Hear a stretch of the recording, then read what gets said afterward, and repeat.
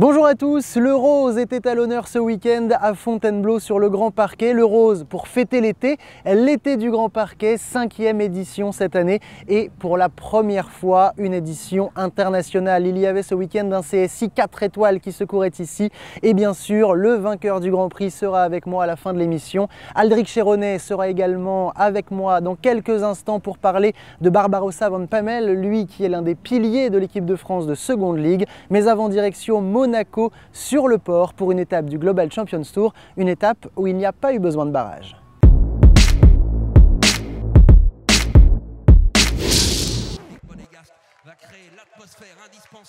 Sur les 12 couples sans faute du premier tour, ils sont pourtant 2 à rééditer lors de leur second passage. Mais être sans faute ne suffit pas et Christian Allman le sait puisqu'avec Talou BZ, l'Allemand est privé de barrage pour un point de temps dépassé.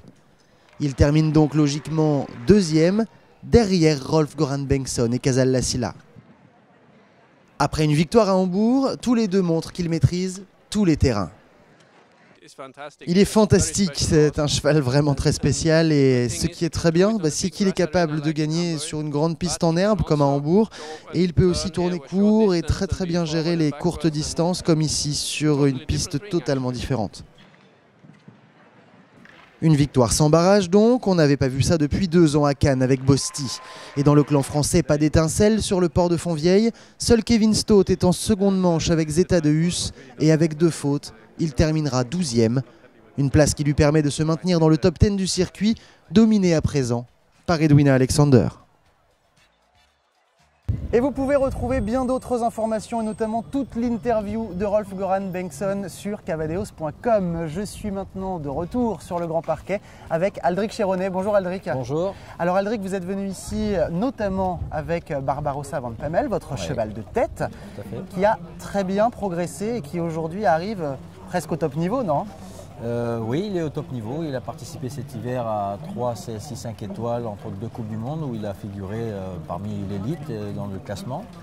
Ensuite, on a fait quelques Coupes des Nations. J'ai préféré aller à Linz plutôt qu'à La Baule pour participer à des Coupes des Nations, qui m'a permis d'aller ensuite à Lisbonne où on est 3e par équipe et 5e du Grand Prix. Voilà, la progression du cheval est constante. J'espère aller plus loin. Voilà, un petit peu. Comment est-ce que vous êtes arrivé justement dans ces Coupes des Nations? Avec quel état d'esprit? Est-ce que c'est des épreuves qui sont importantes pour vous? Alors c'est des épreuves qui sont très importantes, d'abord parce que bon, c'est notre drapeau, hein, ça c'est important. Je voulais en passer par des CSIO de niveau 4 étoiles pour justement acquérir un peu plus d'expérience, répéter des efforts de parcours consécutifs pour le cheval, qui prennent de l'endurance, qui prennent de la sécurité à ce niveau-là. Chose qu'il a bien accomplie. Maintenant, j'espère qu'on va pouvoir m'ouvrir les portes du 5 étoiles. Je sais qu'aujourd'hui, c'est assez difficile parce que la Super League ne se passe pas forcément au mieux. Donc, mais vous avez envie d'intégrer cette équipe de France première et aujourd'hui, vous vous sentez prêt avec Barbarossa pour aller défendre les couleurs de la France? Tout à fait, bien sûr. J'en ai fait le désir et j'en ai fait un petit peu la demande. Bon, voilà, maintenant, j'attends la possibilité, l'ouverture d'un de ces concours pour pouvoir montrer mon cheval, montrer le couple, si on est à la hauteur ou pas. Et c'est là où on pourra vraiment décider d'une suite vis-à-vis des instances fédérales. Vous avez l'impression que c'est difficile pour l'instant? Peut-être parce que la France n'est pas très bien engagée non plus dans ce circuit Coupe des Nations? Je pense que c'est difficile en effet parce que la France n'est pas bien engagée. Donc on minimise les risques, c'est évident. On garde, je dirais, l'équipe première pour rester, essayer de rester en Super League, hein, ça c'est évident. Donc c'est vrai qu'on est quand même quelques cavaliers, je dirais, pas être sur la touche, mais être un petit peu là en attente. Voilà. Très bien. Et alors, pour finir, Aldric, on ne vous connaît pas forcément très bien encore, nous, et vous êtes basé assez loin de la région parisienne, de la Normandie. Vous n'êtes pas dans le centre névralgique, hein, vous êtes dans le sud-ouest. Voilà, je suis un sudiste, donc c'est peut-être l'une des raisons pour laquelle on n'est pas écarté, mais on est un petit peu mis un petit peu de côté. On nous appelle un petit peu tardivement ou des choses comme ça, ou parce qu'on ne nous voit pas, c'est vrai, tous les week-ends. On n'est pas là tous les week-ends sur la région parisienne, entre guillemets, dans tous ces concours. Maintenant, au classement mondial, on regarde un petit peu la computer list. J'ai que 2 chevaux qui me permettent de faire ces concours-là. Je suis en dessous des 150, donc le 10e français de cette liste. Donc je ne suis pas très loin en fait de l'équipe première. Et vous, votre objectif, c'est de rentrer d'abord dans le top 100 avant de faire encore mieux? Est-ce que c'est un objectif vraiment? Oui, c'est un objectif. D'ici la fin de saison, je me suis donné comme objectif d'être dans les 100. Voilà, de rentrer dans les 100. À ce moment-là, je pense que ça m'ouvrira davantage de portes. Dans d'autres sports, que ce soit le tennis, je crois qu'il y a des tennisman français qui sont vraiment très compétitifs, mais malheureusement, on ne parle pas trop d'eux. Et on parle certes d'une élite et on les laisse un petit peu de côté. C'est un petit peu dommage, il faut que le sport reste sport avant tout. Voilà. Merci beaucoup Aldric, en tout cas de nous avoir consacré un petit peu de temps, et je vous propose qu'on traverse maintenant la région parisienne. On ne va toujours pas très loin, on va à Jardy où il y avait les finales du championnat de France de horseball. Changement de discipline, c'est parti.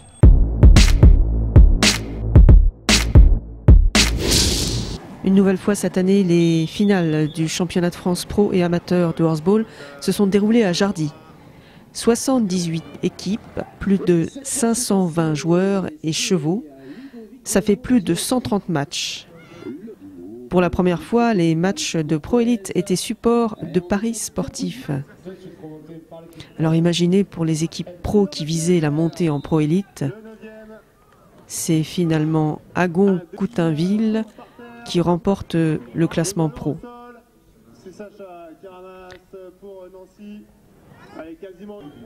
Mais du côté des Pro Élites, le suspense a eu lieu jusqu'au dernier match qui opposait Arles à Chambly.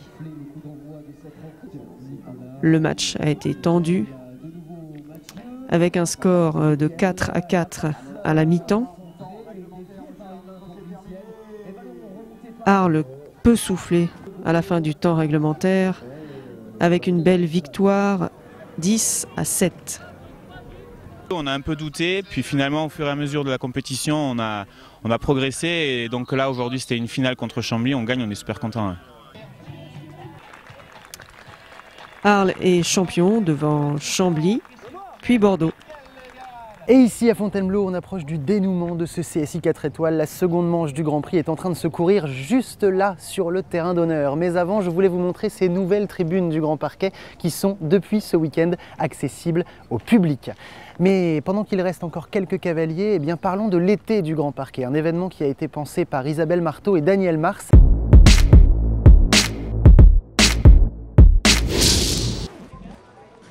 Pour sa 4e édition, l'été du Grand Parquet, déclaré meilleur concours national 2 années de suite, a réconcilié Fontainebleau avec le haut niveau en organisant pour la première fois depuis 1980 un concours 4 étoiles. Concours 4 étoiles avec un plateau des plus relevés, dont le champion du monde Philippe Lejeune, Kevin Stott ou encore Éric Navet, vainqueur de l'édition nationale 2010.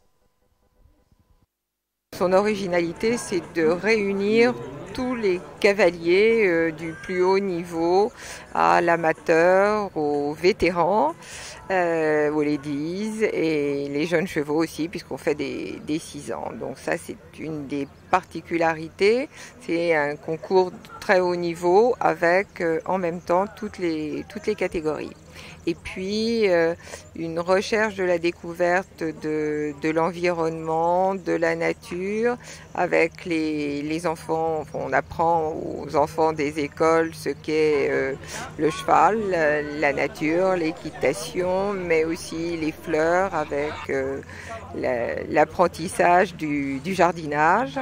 L'idée de base de cette création de concours, c'était donc un national, un international 4 étoiles et puis des rêves d'un 5 étoiles, d'un CHIO pour réunir d'autres aspects sportifs, l'attelage, le complet et puis le dressage. Donc oui, l'idée d'un Aix-la-Chapelle à la française, plus décontracté peut-être, plus faite du cheval encore que chez nos amis allemands. Et on a pris un petit peu de hauteur sur le Grand Parquet puisque maintenant nous sommes avec le vainqueur du Grand Prix de ce CSI 4 étoiles. Bonjour René. Bonjour. Alors félicitations, quelle victoire avec Noblesse d'Étesse. Là encore, vous avez tout donné. Racontez-nous un peu cette première et cette seconde manche. Bah écoutez, j'avais vraiment envie de gagner ce Grand Prix-là. Je sentais la jument vraiment bien, elle était en forme et à un moment donné je doutais après le parcours de Timothée parce qu'il était vraiment vite, mais au dernier saut que j'ai fait avec la jument, je l'ai senti tellement bien, tellement envie de donner que je dis on y va, on y va. Alors avant qu'on revienne sur cette deuxième manche assez extraordinaire, la première était quand même difficile. Même s'il y a eu un grand nombre de sans faute, elle était difficile à monter. Comment est-ce que vous l'avez abordée cette première manche? Oui, elle était assez difficile. En fait, Frédéric Cottier, il a joué beaucoup sur le terrain où il fallait de temps en temps un double montée, un double auxerre assez dur. Après, il nous a laissé du galop, beaucoup de galop, et à nouveau pour finir, ce triple-là qu'il fallait beaucoup soigner, donc il fallait vraiment faire l'accordéon avec les chevaux et jouer beaucoup. Et alors cette seconde manche maintenant où le chronomètre n'a pas cessé de descendre, on a vu Timothée Anciaume avec les talons Litsam qui avait déjà gagné à Bourg-en-Bresse, hein, ici aller très vite. Donc quand vous l'avez vu, vous vous êtes dit ça va être difficile mais de toute façon ma jument peut le faire? Oui, j'ai pas douté un second. J'ai pas douté un second. J'ai rentré en piste. Je m'en foutais un peu de son chrono. J'avais envie d'y aller. J'avais envie de gagner. Voilà. Elle est extraordinaire cette jument. Racontez-nous un petit peu la relation que vous avez avec elle, parce que quand on vous voit tous les deux rentrer en piste et surtout approcher de la ligne d'arrivée, c'est toujours magique, c'est vrai. Si, c'est vrai. On se connaît tellement bien aujourd'hui. Elle me dit quand est-ce que je peux galoper, quand est-ce que je peux rester tranquille. Enfin, on se connaît vraiment. Elle a une intelligence incroyable. Et puis elle me donne tout. Elle donne tout. C'est une vraie noblesse. C'est une vraie noblesse. On vous sent très ému. Merci beaucoup en tout cas, René, de vous être invité. Et puis à très bientôt pour de beaux moments.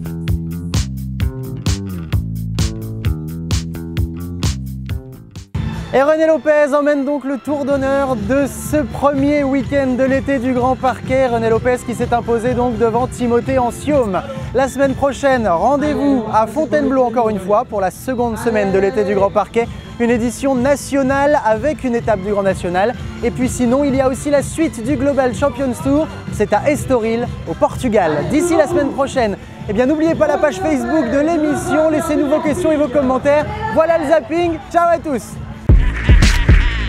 Ladies and gentlemen, in just a few moments our show will begin.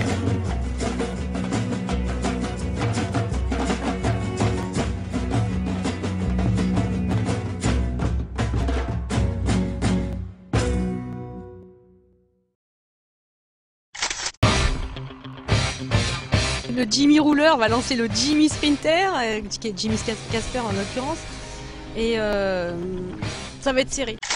Tout comme la conquête de l'Ouest, qui n'aurait pas été possible sans les chevaux de trait. Les chevaux ont véritablement écrit l'histoire américaine.